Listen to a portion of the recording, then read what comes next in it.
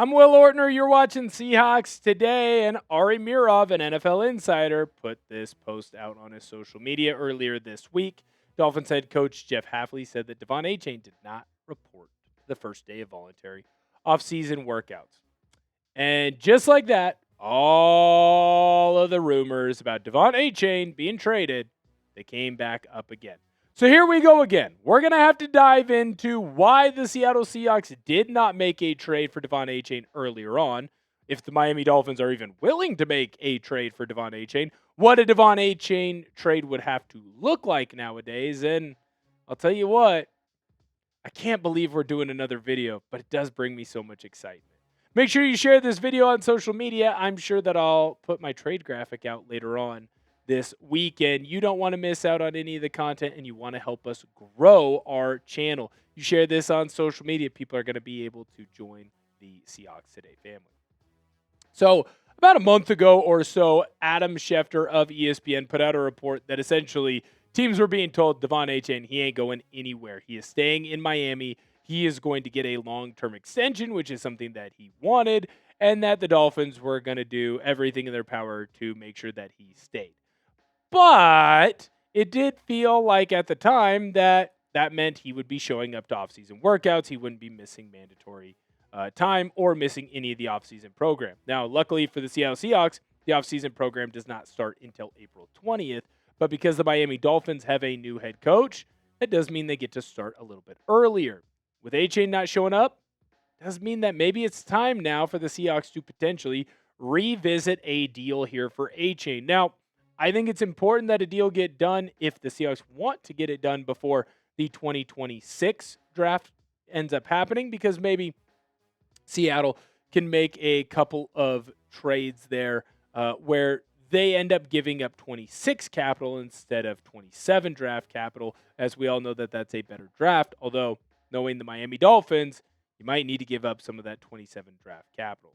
So let's look at why it's time to make a deal and what might end up happening if a deal does end up coming to fruition. Right now, obviously, everyone knows Miami, they're in a fire sale. If you've never been in a fire sale, that means that the team is just getting rid of everyone.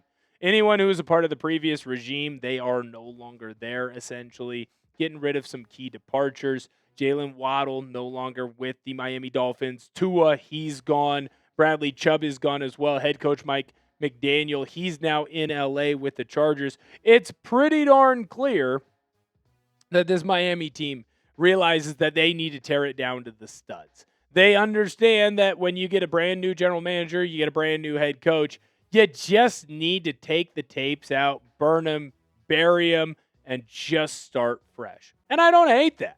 I think that's a smart deal. That also means that the Miami Dolphins are going to suck really bad, really hard for quite some time. And so when I look at De'Von Achane, especially with the position that he plays, I don't think that he fits on this timeline. Now, when we look at the running back position, not many running backs even get to a second contract, let alone a third. And so if he's not going to get to a second contract or get to a third contract, well, by the time he gets there, Miami Dolphins, they're not going to be, he might not be as good as he was with the Miami Dolphins, and the Miami Dolphins might not be comfortable waiting for him. Another reason why they might want to get rid of him, or why they might be okay moving on from him right now, is when we look at the highest paid running backs per year, it's pretty clear to me that De'Von Achane is a much better running back, or at least slightly better running back, than Breece Hall and Kenneth Walker. So I believe that he's going to get paid a lot of money. Doesn't make sense if you're the Miami Dolphins to put a lot of money into a running back who plays a position that the value is not necessarily that high. Now, it might make more sense for the Seahawks to pay for a guy like De'Von Achane because, well, if he fits into the culture the way that head coach Mike McDaniel wants him to and the way general manager John Schneider has talked about players fitting into the culture, well, they're in a win-now mode, so paying a running back isn't as big of a deal. When we look at another reason why a deal might end up getting made is because, well, the Seahawks need a running back. It's been very clear that since Kenneth Walker left the Seattle Seahawks to go to the Kansas City Chiefs, that there is a slight hole in that running back position. Now, it would be easy for most teams to say, well, our number 2 running back would step in, and this is where Zach Charbonnet would come into the fold. last year in 2025, the run game for the Seahawks wasn't great until the end of the year, and then it took a gigantic step forward where both of these running backs were elite in the last month of the season, as well as Kenneth Walker was in the playoffs. And the only reason Charbonnet wasn't elite was because, well, he was hurt. Problem is, when you look at this Seahawks team, that's over 1,700 yards there of rushing and all your rushing touchdowns for the most part. I think George Halani ended up having one out of the backfield. Neither one of those guys are going to be there week one. So essentially, all of your running production is not going to be available to you in week one because Kenneth Walker left, and there's just no way in my mind that Zach Charbonnet is ready to go. So that means when you look at the backfield for the Seahawks, you have to take Zach Charbonnet out. You've got Emmanuel Wilson, a guy who's been a backup running back in the National Football League for his entire career, and a guy by the name of George Halani, who's been a backup in the National Football League for his entire career. Two guys that I do believe could have success with this Seahawks team, but to sit here and say that either one of them is better than De'Von Achane, well, that's just wrong. Achane would be a big get for this squad because he'd instantly catapult into that number one running back position. And we already know that he can have a lot of success with this unit because Mike McDaniel ran a very similar offense to what our offensive coordinator Brian Florio is going to run with the Seattle Seahawks. When we look at last year on a Miami Dolphins team that was absolutely atrocious and didn't do anything well, Achane had a very successful season and was dang near averaging 6 yards a carry. Found a way to get in the end zone as well. Big play, explosive ability, run away from everyone else around him. That's the type of player that De'Von Achane is. When we look at his entire career, Achane's basically just over 1,000 yards per year. Now, last year really helped bump that average, but he's also someone that runs the football very well. He gets a lot of big plays, which leads to his average being much higher than some of the others. He's also someone who gets into the end zone very well for a player that isn't on the larger side at running back. So that means that he's running away from players and having 10, 15, 20-yard plus touchdown runs as opposed to a guy like, well, no offense to Zach Charbonnet, but 2, 3, 4-yard runs like Charbonnet. In my opinion, he is a clear upgrade. Even if Kenneth Walker was here, even if Zach Charbonnet was 100% healthy, De'Von Achane is one of the top 5 running backs in the National Football League. And in fact, I think he can grow beyond that to a point where we're talking about him maybe being number 1 overall in the National Football League. So if that's the case, well then shoot. I feel pretty darn good about the Seahawks going and making a trade for him. Got a couple other reasons why a trade could end up happening, but first, let's talk about another great deal. Our Seahawks Today merch that we got at our store. We have the entire collection. We've got great t-shirts as well as great hoodies. We got Seahawks Today gear, Champions gear, the mascot version, as well as the player and the coach.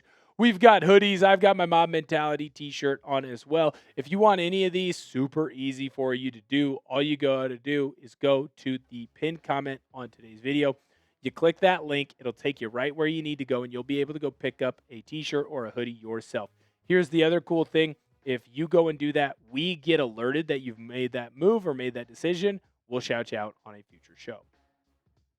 Now, the reason why a deal hasn't been made so far for the Miami Dolphins is that they've made it clear they need a better offer. They don't believe that teams are giving up enough capital, draft capital, player capital, whatever, right now to go and get a player the likes of De'Von Achane. I don't really blame them because it does feel like some of the teams were lowballing them at least right now. Now, Pro Football Talks' Mike Florio did have this to say on the De'Von Achane trade rumors and why or why not the Miami Dolphins have not made a move. I think when the team says he's not available, what they mean is they're not going to trade him for any of the offers they've received. This is the time of year when offers circulate for many players who ultimately aren't traded. General managers talk constantly, so they've surely seen offers for De'Von Achane, but none have been strong enough. Based on what they've received so far, they're not making a move. So, what type of offer would end up getting a deal done? Because when I look right now at De'Von Achane, I think that he is going to be worth a lot of capital, but I think that the Seahawks have the ability to go and make a move to go up and get him. Now, it's going to take Seahawks fans probably being a little bit uncomfortable giving up some of the draft capital that they have, not just in this year's draft, but in next year's draft. But I do think it would be a fruitful move Because in my opinion, Seattle can make a better offer, and that will end up making this deal become a reality. Are you 100% comfortable with giving up that capital? I don't know. That's up for you to decide, and I'll tell you what I think it's going to cost in a trade for the Seahawks to go get Achane, and then if I'd actually make that trade. The original idea that I had about a month ago was that the Seahawks trade their second round pick in this draft, pick number 64, and a 2027 seventh round pick, and that would allow them to go and get De'Von Achane. Obviously, if that's what the Seahawks offered, it was not enough. So let's up that price a little bit. My new trade offer would be the Seattle Seahawks offering a first-round pick in this year's draft, number 32, which the Seahawks seem to not necessarily value very highly, and a 2027 sixth-round pick that would be enough to go get De'Von Achane. In my personal opinion, when I look at this trade, yeah, that's a good enough deal to go and get the job done. If Seattle's looking at the running back room and says, hey, we cannot go into the 2026 NFL season with this crew, well, yeah, that deal is going to get the job done.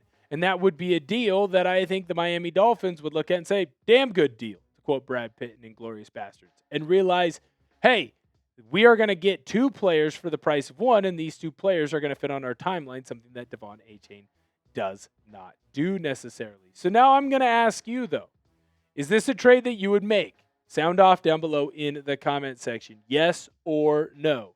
Are you getting rid of this year's first-round pick and a sixth-round pick in 27 for De'Von Achane? Personally, I'd say no. I think that Seattle likes the running back room that they have right now. That seems like a very high price to pay for a player that is not in a premium position. And I believe that John Schneider knows that he's going to be able, if he wants to use this draft to find a potential replacement. I don't want to say that running backs grow on trees, but they kind of do. And there's a lot of really good running backs that got picked up later on in the draft or later on in free agency. So that could be the decision that the Seahawks decide to go down.